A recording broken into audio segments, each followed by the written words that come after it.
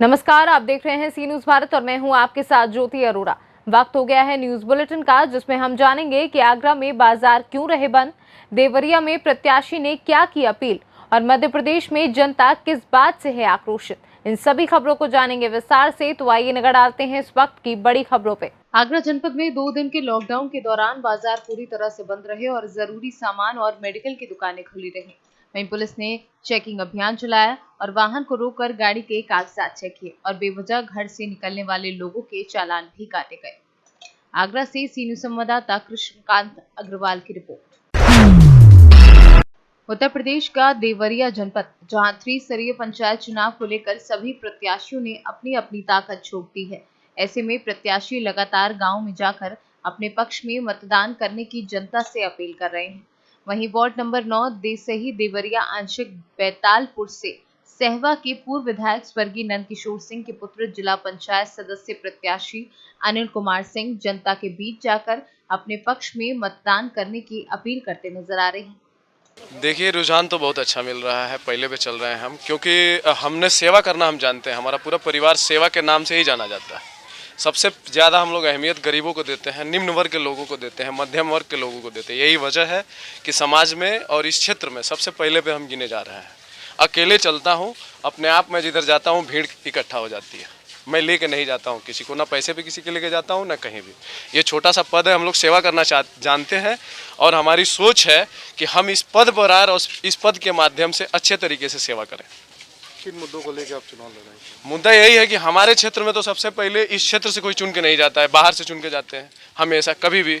इसलिए हम इस छोटी सी उम्र में लगातार मेहनत करके और लोगों को ये समझा के कि इस क्षेत्र के बच्चे को आप लोग एक मौका दीजिए और इस क्षेत्र में सेवा करने का मौका दीजिए।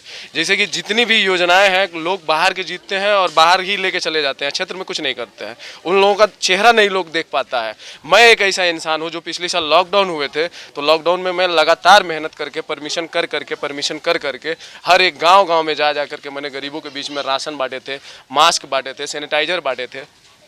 परवाह नहीं किए थे। हमारा सिर्फ सोच ही यही है कि हमें सेवा करना है। जिंदगी से हमें बहुत ज़्यादा मोहब्बत नहीं है, लेकिन समाज से मोहब्बत है। हम सेवा करना जानते हैं। हमें सिर्फ संवैधानिक पद चाहिए जहां से रह के और भी जो योजनाएं हैं, जो वंचित रह जाते हैं लोग, उनसे हम समाज में सेवा करें। चुनाव जीतने के बाद आपकी पहली प्राथमिकता क्या होगी? चुनाव जीतने के बाद पहली प्राथमिकता यही होगी कि हम हर एक गाँव में जाएंगे जो हमारे निर्वाचन क्षेत्र में पड़ता है, और जाने के बाद लोगों से वहाँ की समस्या पूछेंगे और उस समस्या के हिसाब से मैं उस समस्या का समाधान करूँगा। क्या नाम है आपका? मेरा नाम सद्दाम हुसैन है। मैं पूर्व प्रत्याशी हारून अली का भाई हूँ। बंजरिया घर है हमारा। लेकिन मेन मुद्दा यह है कि हम अपने पिताजी के सपनों को, स्वर्गीय नंदकिशोर सिंह हमारे जो पिताजी थे, उनका सपना था कि मेरा पुत्र मतलब अब मेरे जो अधूरे कार्य हैं उसको पूरा कर दे, जो हमारे लोग बिछड़े हैं, हमारे संपर्क में हैं, उनको जोड़ दे। और चुनाव जीतने के बाद आपकी पहली प्राथमिकता क्या रहेगी?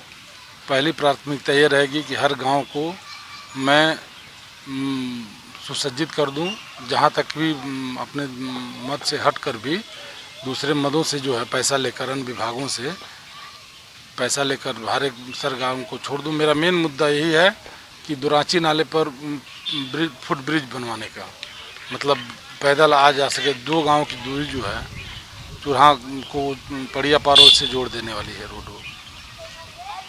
क्या नाम है आपका? कौन सा चुनाव लड़ रहे हैं? अनिल कुमार सिंह, जिला पंचायत प्रत्याशी, वार्ड नंबर 9 देवरिया। इस पे क्या कहना है आपका? इस पर मेरा वो रहेगा, फोकस रहेगा कि हर गांव को, मतलब जो यहाँ जैसे मानिए दुराची टोला है, ये चूल्हा खास है, भेड़िया है, ये हमारे मंत्री जी जो शाकिर अली जी ने बनवाया था, उसको मैं मेंटेन करा दूं। और यहाँ पर जो ये समराना टोला है, यहाँ मंदिर के सामने जो पोखरी है, इसको सुंदरीकरण में, मतलब एक पर्यटन स्थल टाइप पर यहाँ पर के लिए कोशिश करेंगे हम। मेरा मेन फोकस यही रहेगा कि यहाँ पर अपना विकास हो। इस क्षेत्र के कृषि मंत्री, उन्होंने कितना विकास किया है इस क्षेत्र? कृषि मंत्री हैं, लेकिन विकास तो उन्होंने भी किया है, लेकिन वो ज़मीनी विकास नहीं है। क्या कहना चाहेंगे उनके कार्यों को लेकर? उनके कार्यों को लेकर यही है मेरा कहना कि आप जो भी काम किए हैं वहाँ पर, जैसे आप तो मंत्री हैं, आप तो हर जगह जाकर अपना काम चेक नहीं कर सकते हैं। एक बार उनको सरसरी निगाह से इन रोडों को घूम कर देखना चाहिए, उनका ही क्षेत्र है, उनको भी इससे वो नहीं करना चाहिए, दूरी नहीं बनाना चाहिए। देवरिया से सी न्यूज संवाददाता ज्ञानेंद्र नाथ मिश्रा की रिपोर्ट। दाहोद जिले में कोरोना की वजह से मरने वाले लोगों की संख्या दिन प्रतिदिन भारी मात्रा में बढ़ रही है और शमशान में भी जगह न होने की वजह से एक साथ कई शवों को जलाया जा रहा है। गुजरात से सी न्यूज संवाददाता राजेश मुनिया की रिपोर्ट। सौसर क्षेत्र में बढ़ते कोरोना संक्रमण के चलते क्षेत्रवासियों में रोष व्याप्त है, जो कि सिविल अस्पताल में ऑक्सीजन के अलावा कोई भी मरीज हेतु सुविधा नहीं है। कोविड संदिग्ध मरीज को नागपुर या तो बड़े शहरों के अस्पताल में भर्ती कराना पड़ रहा है। जनता का कहना है कि इतना बड़ा 100 बेड का अस्पताल बनाया गया है तो सुविधा क्यों नहीं है। यहाँ पर वेंटिलेटर एवं आईसीयू जैसी सुविधाएं मुहैया नहीं कराई गई हैं, जिसके चलते कोविड से जानें जा रही हैं। सरकारी हॉस्पिटल हमारे यहाँ सौगर सिविल हॉस्पिटल में सारी सुविधा है, सुविधा युक्त तो ये हॉस्पिटल है, किंतु यहाँ के जो नेता है, जो पक्ष विपक्ष है, इनकी जो काम की कमजोरी है, इसके कारण ये चाहे तो आज यहाँ सुविधा युक्त यहाँ पे हॉस्पिटल कोविड सेंटर खुल सकता है, लेकिन ये अपनी जिम्मेदारियों से भागना चाहते हैं, अपनी जिम्मेदारियों के साथ रहे। यहाँ प्राइवेट हॉस्पिटल खोल रहे हैं, खुद नेता लोग यहाँ प्राइवेट हॉस्पिटल खोल रहे हैं, लेकिन सरकारी हॉस्पिटल में सुविधा युक्त हॉस्पिटल हो या सुविधा युक्त मरीज को उपचार हो, इसके लिए कोई प्रयासरत नहीं है, कोई प्रयास नहीं कर। अभी आप क्या मांग करना चाहते हो? हम ये मांग करना चाहते हैं कि सभी नेताओं को कि ये सब छोड़ के प्राइवेट हॉस्पिटल और ये सब छोड़ के सरकारी सुविधाओं को बढ़ाया जाए। यहाँ जो भी हॉस्पिटल में सुविधाएं जो नहीं है वो सुविधाएं दी जाए, यहीं पर लोगों का इलाज किया जाए। ये अच्छा, वर्तमान अभी कुछ दिन पूर्व वार्ड नंबर 8 में कब्रिस्तान में बदकर की जो बीमारी को लेकर है, जो सरकारी सुविधाएं है, जो हॉस्पिटल की व्यवस्था है, ये देखकर बड़ा एक विचित्र है कि लाखों करोड़ों रुपए खर्चा करके यहाँ पे हॉस्पिटल बनाए गए। यहाँ हॉस्पिटल में ना एम्बुलेंस की सुविधा है, ना मरीज के लिए कोई व्यवस्था, एक ऑक्सीजन लगाने के सिवा यहाँ कोई व्यवस्था नहीं है। मरीज यदि बाहर जाना चाहता तो उसके लिए एम्बुलेंस की व्यवस्था नहीं है, जाके वहाँ और जहाँ वो जाना चाहता है नागपुर और कहीं जाना चाहता तो वहाँ पे बेड की सुविधा नहीं है। आखिर ये गरीब मजदूर तो जो भी है, जो मरीज है, ये कहाँ जाएगा?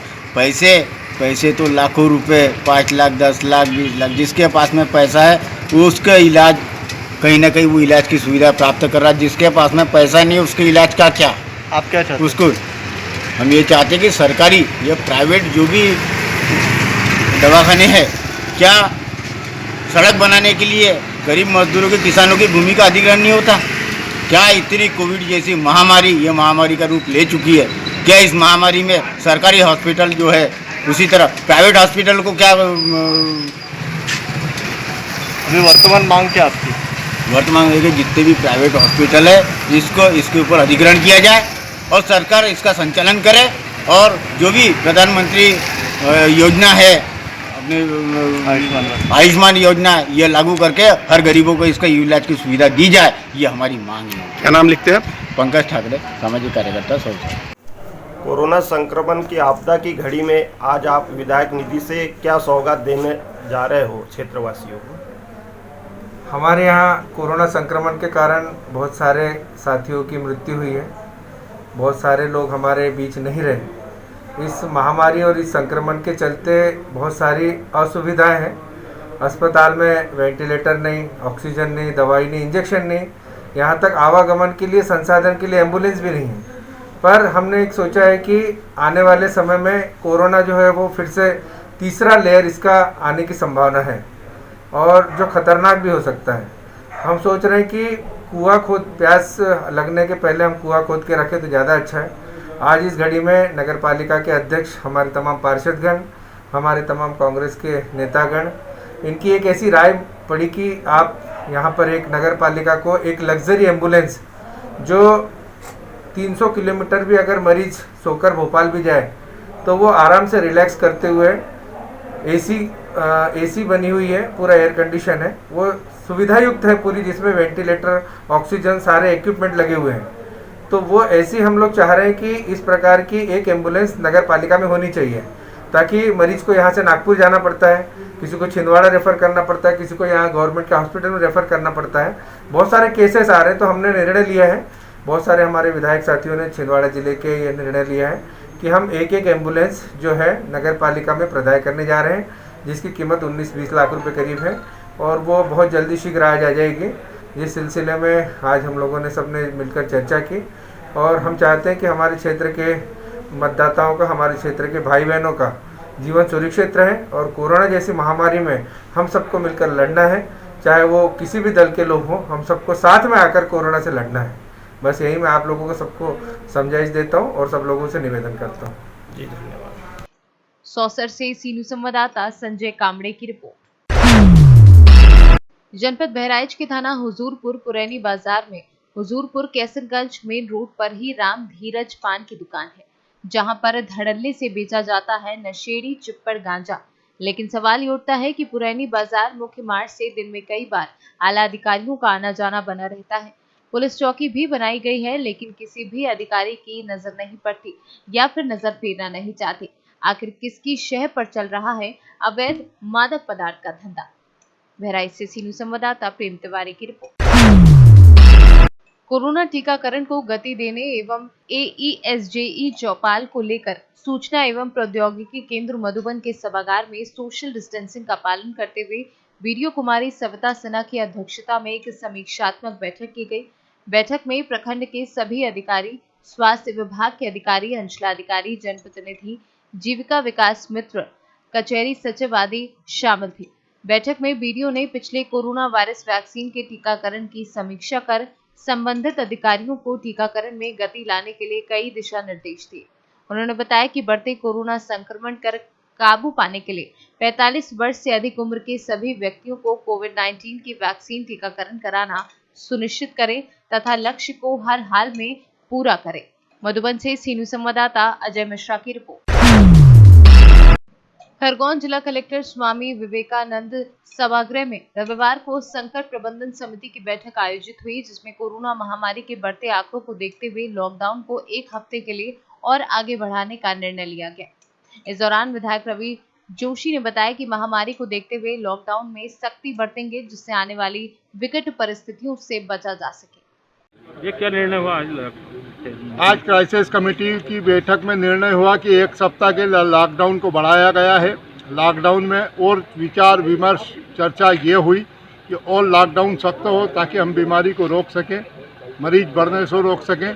प्राइमरी स्टेज पे जो मरीज होता है वो अपना चेकिंग कराएं। अगर होम क्वारंटाइन होके वो अच्छा होता है तो ठीक है, नहीं तो जिला चिकित्सालय जाए। प्राय जिला चिकित्सालय में देखने को मिला है कि बीमार अपनी बीमारी को अधिक बढ़ा रहा है, उसके बाद वो खरगोन जिला चिकित्सालय आ पा रहा है। ऐसी स्थिति में प्राइमरी स्टेज पे उसको जो कोरोना किट है वो मिले तो वो अपने घर पे ही अच्छा हो जाए, ऐसा क्राइसिस कमेटी में निर्णय हुआ है। लॉकडाउन को और सख्त करेंगे। जिला चिकित्सालय में जिन चीज़ों की कमी है उन चीज़ों को यथाशीघ्र दूर करा जाएगा। जिन वार्डों में पंखे नहीं है उन वार्डों में पंखे लगाए जाएंगे। जिन वार्डों में कूलरों की आवश्यकता है उन वार्डों में हम कूलरों की आवश्यकता की पूर्ति करेंगे। और दवाई की व्यवस्था जो है वो पूरी मात्रा में हमारा प्रयास होगा कि दवाई और ऑक्सीजन की व्यवस्था पूरी यथाशीघ्र दूर की जाएगी। प्राइवेट अस्पतालों में भी जो ऑक्सीजन की कमी महसूस हो रही है उसको भी जिला प्रशासन सहयोग करके दूर करेगा ताकि मरीजों को किसी प्रकार की असुविधा नहीं हो। बाकी आप लोगों के माध्यम से जो जानकारी मिलेगी अगली क्राइसिस कमेटी की बैठक में उन बातों पे हम चर्चा करेंगे और उन कमियों को भी हम दूर करने का प्रयास करेंगे। खरगोन से सीनू संवाददाता प्रकाश प्रजापत की रिपोर्ट। प्रयागराज में प्रशासन की गाइडलाइन की जमकर धज्जियां उड़ाई गई। शादी समारोह में सैकड़ों की संख्या में लोग शामिल रहे और कुछ ऐसा ही मामला कौंदियारा थाना क्षेत्र के भनौरी गांव का है, जहां पर शादी समारोह के समय पटाखेबाजी करते समय बालक पटाखे की चपेट में आने से सिर के चिथड़े उड़े और मौके पर ही उसकी मौत हो गई। प्रयागराज से सीनू संवाददाता मंगला प्रसाद पटेल की रिपोर्ट। दहेज की हवस मानवीय संवेदनाओं को झंझोर कर रख दे रही है। समाज में लोगों का विश्वास उठता जा रहा है और माता पिता अपनी औलाद के लिए दर दर की ठोकरें खाने को मजबूर हैं। ऐसा ही एक मामला प्रयागराज के थाना धूमनगंज के कुलदीपुरम के राजरूप से सामने आए हैं। उक्त निवासी अलग कुमार श्रीवास्तव पुत्र उमर शंकर ने पुलिस सेवा में नौकरी का झूठा भरोसा देकर और किराए का बनारस में मकान अपना बताकर 19 फरवरी को गाजीपुर के जैतपुर थाना क्षेत्र के निवासी प्रेमचंद श्रीवास्तव की लड़की शैल श्रीवास्तव से शादी की थी। उस दौरान दहेज में मोटी रकम ली थी। शादी के बाद से अलख श्रीवास्तव और उसके परिजनों ने बहू शैल श्रीवास्तव को बनारस का किराए का घर छोड़कर प्रयागराज के धूमनगंज में आकर रहने लगे और दहेज में कार न मिलने पर विवाहिता को प्रताड़ित कर जबरन उससे तलाक करवा लिया और उसके मायके से कई महीने तक फोन से बात नहीं कराई गई। किसी तरह पड़ोसियों की मदद से पीड़िता ने मायके में भाई को घटना की जानकारी दी, जिस पर मायके वालों ने धूमनगंज की पुलिस की मदद से लड़की को बंधक मुक्त कराकर भाई को सौंप दिया। अब ये बताइए कि आपकी शादी के बाद आपके पति ने लगभग रोज मारते थे कि बीच बीच में? जब दिल्ली से आते थे तब मारते थे।